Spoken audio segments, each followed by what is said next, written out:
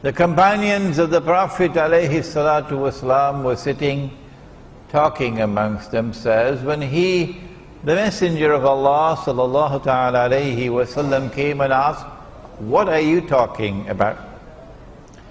And they said, "O Messenger of Allah, we are talking about the subject of the علامات الساعه, the signs of the last day, of the end time." And then he said, as only a prophet could say, the last day would not come until, and then he mentioned 10 signs. These have come to be known as the major signs. I don't know who coined that term, but there are many, many others beside these 10. For example, when next you go to KLCC, you'll see some of these. He said that the naked, barefooted shepherds, oh, they don't like this language at all. The naked, barefooted shepherds will be competing with each other in the construction of tall buildings. In other words, an age will come when men will measure progress not by how faithful you are to Allah and His Messenger, not whether you are following Muhammad alayhi salatu wasalam or following Dajjal. No, they will measure progress by how tall a building we can build. Let those who have eyes open their eyes and see, and those who have hearts use their hearts to understand. He said that women would be dressed and would yet be naked. And so next time you go out and you see them like that, your heart should shiver with fear. How did he know it? 1400 years ago in the desert, a man who never traveled the world, how did he know that an age will come when women will abandon the hijab? How did he know that women would be dressed and yet be naked? And there are so many more. But tonight we return to those 10 which are known as the major signs. Number one, and they have not been given in the chronological sequence in which they will occur. No. Number one, Dajjal, the false Messiah, Al-Masih al-Dajjal. Number two, Gog and Magog, and I have just written a book on Gog and Magog. It's the last book I wrote, an Islamic view of Gog and Magog in the modern world, and I want someone, tonight I'm asking you, to translate this to Bahasa. Come on, somebody. Number three, the return of the son of Mary, Ibn Maryam.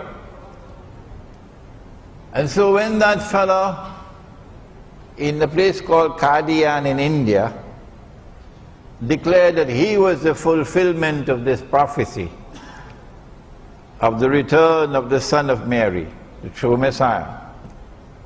You know which one I'm talking about? A man named Mirza Ghulam Ahmad, founder of the Ahmadiyya movement, with which Washington is so much in love, and London is so much in love, and Jerusalem is so much in love today. When he declared that he is the fulfillment of that prophecy of the return of the son of Mary, we say to him, and I don't know why he runs away when we ask the question, how come you are the son of a Punjabi woman?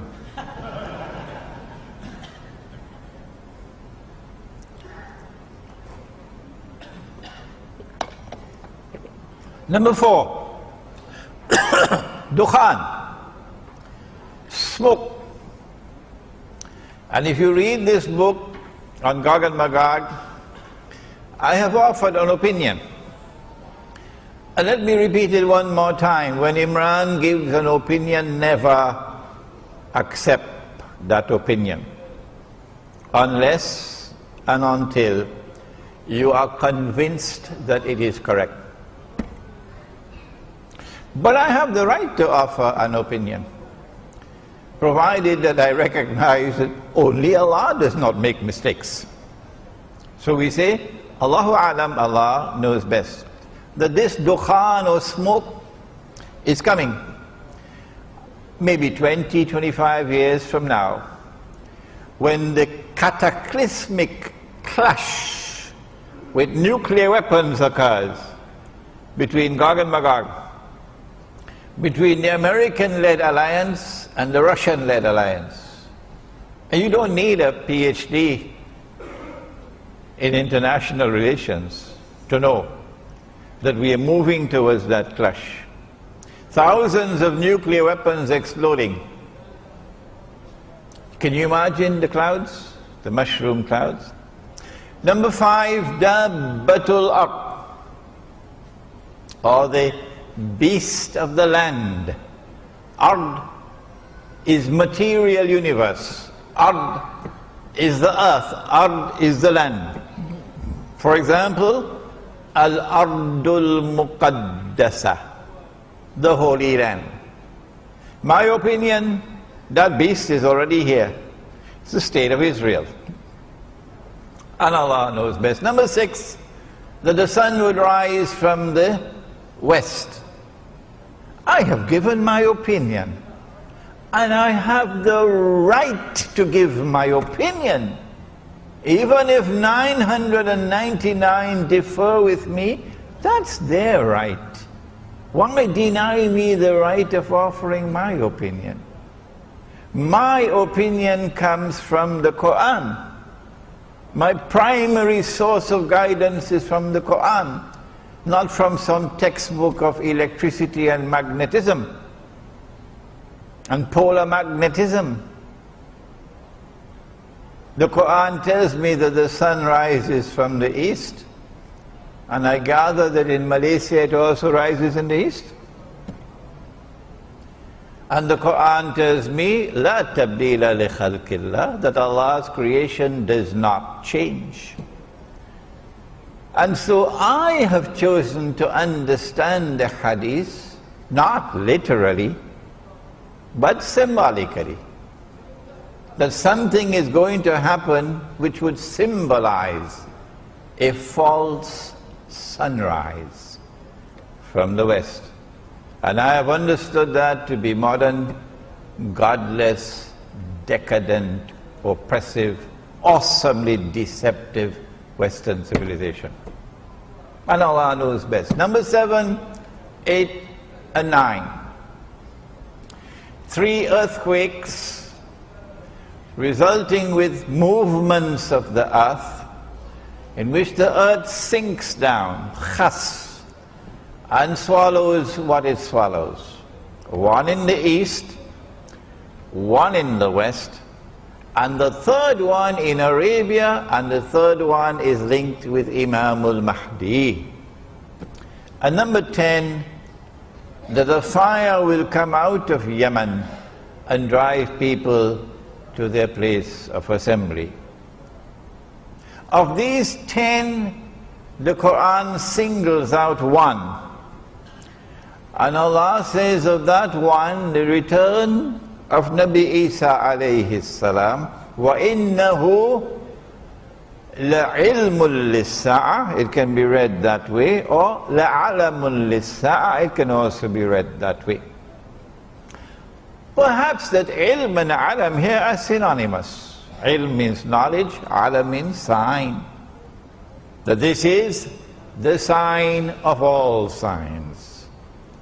The return of the son of Mary, Nabi Isa alayhi salam. The most powerful voice in history ever to have prophesied the return of Nabi Isa alayhi salam, the return of Jesus, is the voice of Muhammad sallallahu ta'ala alayhi wa sallam.